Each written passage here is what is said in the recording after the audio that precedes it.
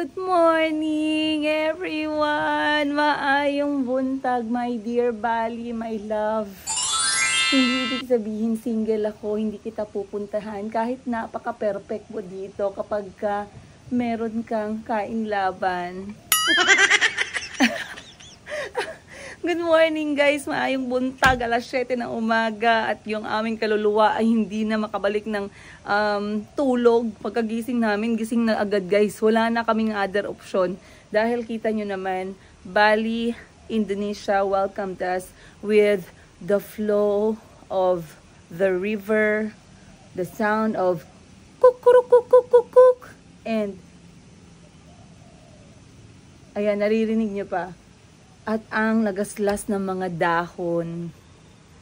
Sobrang ganda po ng morning namin. Although we slept a very short lang kasi we arrived here alas 3 na po ng umaga. Mahirap talaga pag-duty kami ng gabi Kaagahon na kami nagabalik. We arrived 3 AM from the airport. We were extremely tired but I had an amazing sleep over this beautiful villa. Like I said, this villa will have its own tour. Sa ngayon, hindi ko muna ipapakita sa inyo kasi I want to show you guys what I packed for Bali. Baka kasi sabihin ni Jen Barangan, siya lang marunong mag-pack at mag-prepare. Mag-pack at prepare din tayo, Miss Jen Barangan, for this Bali trip. And shout out kay Miss Jen Barangan. Pina-follow namin siya ng aking sister sa kanyang mga travel. Kasi ang galing niya talaga guys. Ang galing niyang mag-pack. Hindi ko alam kung saan kami nagmana ng ate ko Alright, sige, mag-unpack na tayo ng gamit natin para malaman ninyo since this is our first morning here in Bali, Indonesia. Ayan. So right now, I am wearing my dress. Sana na-feel naman ninyo yung dito guys, yung Bali sa damit ko pa lang. At huwag kayong mag-alala dahil ito lang po yung damit na dala ko talaga. Wala talaga tayong choice.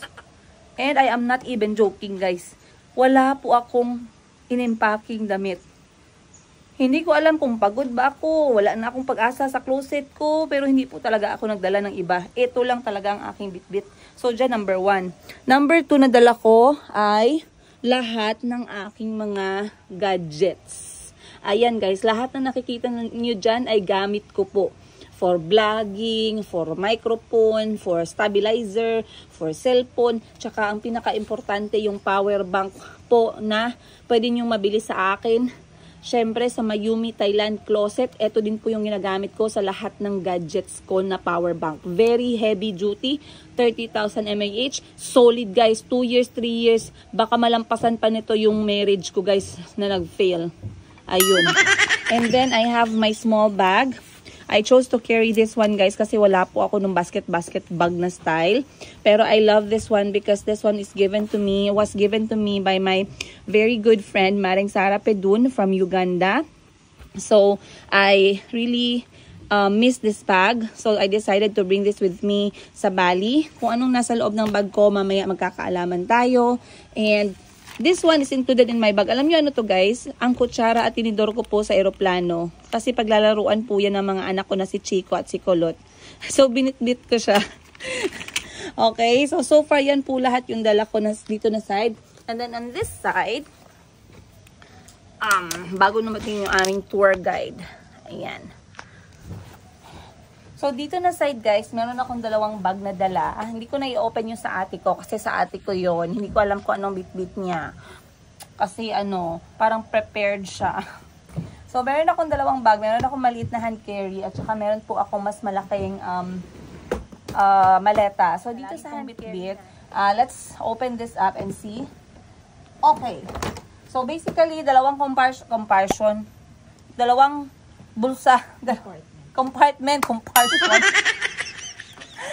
compartment. Tingnan natin anong meron tayo dito. So, this one is my underwear bag, mesh bag. Andito ko nilagay yung dalawang panty ko guys, nalalabhan ko na lang day and night. Tapos, meron akong konting medyas dito at saka meron akong bra, toothbrush, medyas. So, dito ko na lang pinasok para hindi na sila, pag pinabukas sa akin ng airport security yung aking bag, hindi tumalpot yung panty ko guys. Baka mamaya tumalpot pa yung panty natin na medyo lawlaw na. Mahiya man tayo ay. Next, meron po akong dalang shampoo at conditioner. At alam nyo ba, sabihan ko kayo, kumpleto po dito sa bila na tinitirhan namin. May shampoo, may conditioner sila guys. Ang hindi ko binbit, toothpaste. At wala silang toothpaste. So ngayon mag-toothpaste tayo ng dahon dyan o sa gilid. Next, nagdala lang po ako dito ng... Wait. You're always fighting with me! Next, ang hindi ko kinalimutan dalhin na yung aking... sorry, hindi po ako sponsored. So ganyanin na lang natin. Parang pangit pagkahawak. Wait lang. Okay. So, ito po ay ang deodorant. Siyempre, para hindi, nakakahiya mamaya sa mga katabi natin. Dapat mag-deodorant tayo dito sa Bali. Then, alam nyo ang hindi ko kinalimutan ipack, guys, ay ang mga pantulog ng Mayumi Thailand Closet na silk sleepwear. Kasi kahit ito man lang maramdaman ko na may kayakap ako dito sa Bali, Indonesia. Sa sobrang ganda dito. At sa sobrang romantic na getaway. Sobrang romantic na villa. Hindi guys, joke lang. Eto kasi, mga sleepwear ng Mayumi, sobrang lambot. So, kita nyo guys, hindi po, I'm not even joking. Sobrang lambot at sobrang gaganda talaga nitong mga sleepwear ng Mayumi. So, I packed them for my Bali trip kasi I really want to enjoy my sleep here. Kailangan kong matulog. And I did not forget to bring one sweater just in case malamig sa plane. Hindi naman tayo pwedeng mangagaw ng jowa ng iba. So, pwede lang natin silang tingnan, kainggitan, at mag-jacket para mainitan. Ayun. And then on this side... Grabe, tama ang daming hanas ni Madam Mat. Ang aga-aga, alas 7 pa lang oh. Dito na side, kasi I don't want to leave you guys without this episode eh. Kailangan nyo malaman yung karakter ko pag nagabiyahe guys. Hindi pwede yung mga binta-binta lang. Nagdalaw din po ako dito ng aking, baka kasi marami akong dalang gamot ko for my Hashimoto thyroidism. And I don't want them to ask me, baka tanongin nila ako bakit marami akong tabletas, baka isipan nila kung ano-anong tabletas yung bit-bit ko. So nagdala ako ng aking diagnosis galing sa hospital na bakit ako may mga gamot. Tsaka dala ko rin yung mga reseta ko just in case. Kasi may mga gamot po talaga ako na hindi over the counter. Kailangan siyang 3 reseta from the doctor. So, mamaya, baka matanong tayo. Next, open natin dito na compartment sa kabila, guys. Dito is only all the gadgets I have. I put here kasi hinawakan ko lang talaga to eh. So, I know how to take care of this. I have here my drone. Andito din ang aking, ayan po ang aking drone. Dadalhin ko ngayong araw kung saan kami aabuti ng langit. Maraming salamat po, Bali, Indonesia in advance. And then, dinala ko rin dito yung aking soft kapaw kasi dito ko pinasok yung maliliit ko na mga vlogging accessories at gadget na DJI din. So, lahat po ng gamit ko sa vlogging ko ay DJI kasi so far, so good yung quality. Then, I also have here my extra sunglasses. Marami akong extra sunglasses eh. Meron akong extra sunglasses dito. Yung matagal ko na naiipon sa bahay. Sabi ko, gagamitin ko na sila. So, yan, ilalabas na natin. And then, dala ko yung paypay ko kasi akala ko magiging mainit. Pero so far malamig. Pero dadalhin ko na lang siya today just in case the weather will change. Katulad ng pagbago niya sa akin. Okay. And then, dala ko rin itong sarong na scarf from Uganda. This is the only cloth that's left for me, guys. Kaya hindi ko na talaga to siya binenta. This is very soft. And we bought this one from Tanzania, Zanzibar. Once again, this is like a beach scarf. Yan, hindi beach scarf, kasi beach scarf. And yung perfume po na nabili natin kahapon na gagamitin na natin today. So, yan ang laman ng aking first na bag. And then, on the second maleta, para matapos na, ayan. Nice. Ayan. At dito sa second na maleta, guys, chalan! Ang laman lang po nito ay ang aking rubber shoes. Nag-rubber shoes talaga tayo. Baka mamaya mag-trekking tayo sa rice terraces. At kailangan natin ng rubber shoes. So, nagdala tayo ng rubber shoes sa mga walking, mga running adventure. Ano yun? Marathon? Running adventure. At, alam nyo, nakakatawa dito guys. Yan yung anong laman po ng bag ko na to. isang bag, at another bag. Yun lang po ang laman niya. I'm not even joking, guys. At bakit may mga dala ka? Bakit bag ang laman ng aking bag? At dalawang malalaking bag. Malalaman niyo yan soon. So, abang-abang. Bakit nga ba? Ano ang reason? Ano ang logic behind all this? I will share with you guys on our next episode para naman hindi kayo masyadong ma-shock. Ayan. So, isarado na natin yan.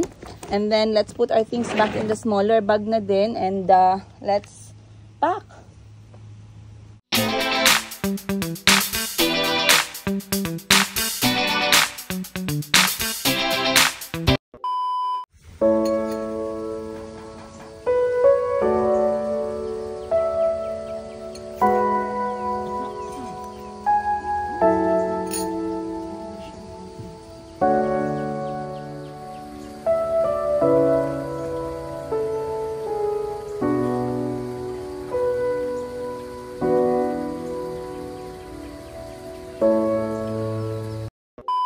Good morning, guys! Ikalawang good morning ko na sa inyo to, pero this time we are here having breakfast. And for breakfast, we have a very nice option. Sobrang healthy.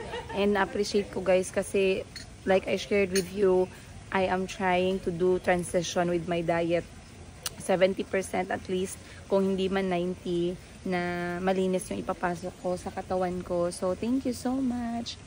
So, hindi ko pa nasabi sa inyo ko yung lugar na nasaan kami. I will tell you guys when we will have our full villa tour. I'll share with you the name and kung nasaan ba talaga siya on that episode. Pero sa ngayon, I just got myself two sunny side up because I love them for breakfast, and some toast, and then dragon fruit smoothie. So perfect for morning. My sister opted for Indonesian coffee, omelette, and a toast. I like your sunny side up. Yeah. How's your coffee? Good. May pagka-similarity siya sa Barako. Okay. Barako. Nice. Native coffee. Alright. So you guys, our first morning here in Bali, overwhelming. That's the perfect word for it. Hindi namin alam saan kami titingin dahil lahat po maganda, 360 degrees. When you think of Bali, Indonesia, the first thing you think about is either jungle or rice field. But here, where we stayed, we got both. So we have the jungle around us right now. We can hear the jungle, we can feel, we can smell the jungle. But in front, where we are having our breakfast, is a view of their rice field. Let me just zoom in, guys, ng konti sa inyo para makita niyo siya. Ayun. And of course, basically, we originally planned na maaga kaming magtutour ngayong umaga, pero I begged my sister to let us have some time na makatulog ng konti at ma-enjoy naman yung place. So what we did early in the morning is we took a walk, each of us separately. She took a walk around, I did my own. I appreciated few things, flowers, their culture, their prayer area in the corner. I believe they are also Buddhism. Right? Like parang Thailand lang din yung religion. So now the sunshine is smiling at me, reminding me that I am loved, I am cared for, that I am healthy, I am alive, I am mentally happy, my heart is happy, and my soul is full. So Alhamdulillah, thank you Ya Allah for this wonderful, wonderful moment and opportunity sa buhay ko. And I promise you, Lord, these 7 days here in Bali will be amazing. And of course, okay.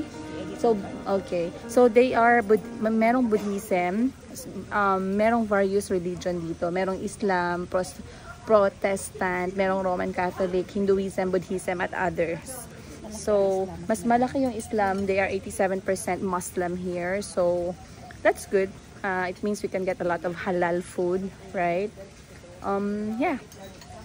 Of course, mom guilt is real, guys. Let me tell you that. I try to not look at them in the CCTV of the house kasi namimiss ko sila agad ng sobra. Yung ingay ng mga anak ko, guys. Kahit maingay yan sila, guys, I wouldn't trade them for anything. Kahit ano pa yan. Kahit 10 milyon. Parang nag-second thought.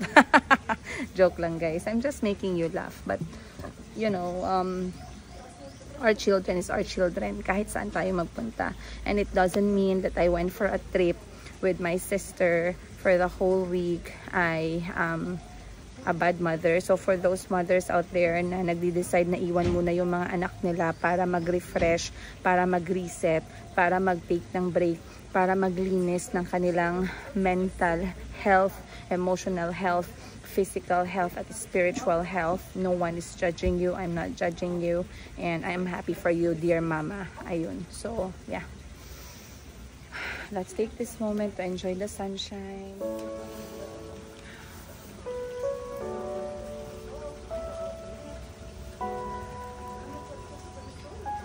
Feel the pinch of the sun on your face, on your neck.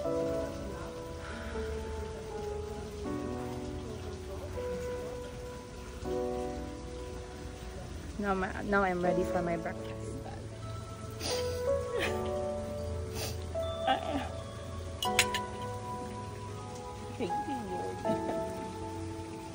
Thank you. Okay guys, breakfast is finished. I really enjoyed it and I feel so good and happy na healthy yung kinain ng aking bujinggit na tiyan ngayong umaga. My sister is still having her breakfast there. So maglalakad-lakad muna tayo dito. Again, nakita nyo na guys yung loob ng maleta ko.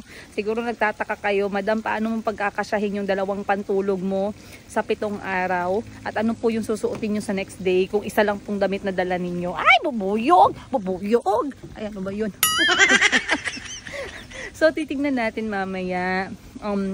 Of course, I don't want to stress too much about damit, guys. I'm not the kind of person na gives a lot of energy sa kung ano yung susuotin ko. If we are lucky later na makahanap tayo ng mga tabi-tabi dyan, gilid-gilid, tiyanggi-tiyanggi, fine, good. Pero pag hindi, we shall leave, you know. Kasi hindi naman talaga fashionista yung pagpunta ko dito. Hindi naman tayo magka-catwalk dito sa Bali. But to savor the moment. So as you can see, marami sa villa namin na to, marami po yung mga modern type, pero I chose this and I'm very grateful I did. And I think God was guiding me to this accommodation because He knows this is what I need. So yeah, I'm very happy. Sa sobrang saya nga namin guys kanina, I was so teary-eyed when I was inhaling the sunshine and my sister was already crying beside me. Nasyak ako guys, bigla siyang umiyak. Ay, anong nangyari sis? May ano nangyari? Ba't ka nag-iyak dyan? May namatay? Sino nawala? Ano problema? Yun pala, na-overwhelm siya kasi yun talaga yung perfect word. We are overwhelmed with the beauty of Bali, with the beauty of this villa, with the view. So she started crying kasi she felt down na, tinanong ko kasi siya bakit, sabi niya, kasi daw sobrang ganda, sobrang peaceful, tas maka-afford na daw kami ngayon. Dati kasi guys, hindi talaga namin gina-expect nga mag-abot sa point na kaya na naming mag-travel mga international. Akala namin hanggang TV na lang, picture lang, Instagram lang ng ibang tao. Yun. So, nakakabahag ng damdamin. Tama ba? Ay, nakakahabag ng damdamin. Ayan. So, it's a wonderful morning. Papunta na daw yung aming driver to start our first tour. Of course, I'll see you in that episode. Let's see kung saan tayo makakapunta ng mga places ngayon. I will mention the names and expectation versus reality. Yung truth but nothing but the truth. Para naman alam nyo na yung gagawin nyo kapag kayo naman ang pumunta dito. Though, we might share with you something guys after these 7 days here in Bali. So watch out for that. And yeah, thank you so much guys for always choosing to join me in my bittersweet life as a single nanay ng aking 4 na napaka-cute at napaka-loving, napaka-sweet na mga anak ko na half Africano, half Filipino. Kuya Kahil, Kuya Kalbi, Chico Chico, and Mayumi warms my heart in every direction. And every time I think of them, nai-in-love ako, guys. Nai-in-love yung puso ko times 4. Kasi I love my children. I love them, of course. Hindi man natin masyadong sinasabi yan kasi action speaks louder than words, but my kids are my life. And I'll end that one in this episode. For this episode, I'll just end with this one, guys. I'll see you on the next one. Much love from Bali, Indonesia.